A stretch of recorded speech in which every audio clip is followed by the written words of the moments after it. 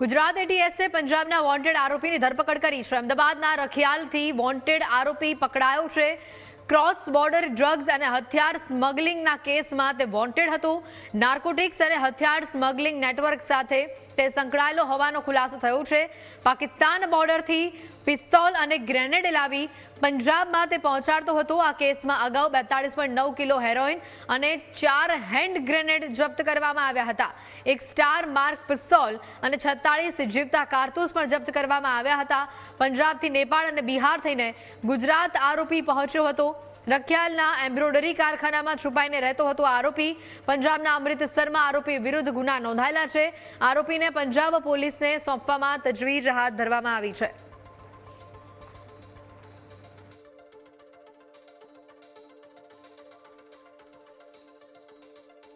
नेपालથી તેઓ પોતાના જે મૂળ વતન છે બિહારમાં કનવા કરીને જગ્યા છે ત્યાં ગયા હતા।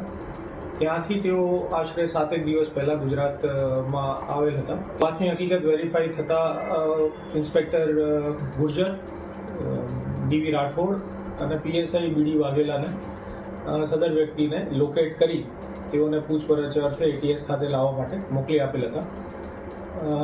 ગઈકાલે સાંજેના અરસામાં સદર વ્યક્તિ, આપ જાણો છો રખિયાલ ખૂબ ગીચ વિસ્તાર હોય, જનરતનગર અને એના આસપાસના વિસ્તારો, ત્યાં એને મુશ્કેલથી લોકેટ કરી ટીમ દ્વારા એને શોધી પછી ગુજરાત એટીએસ ખાતે કચેરીએ લાવીને પૂછપરછ કરવામાં આવી હતી।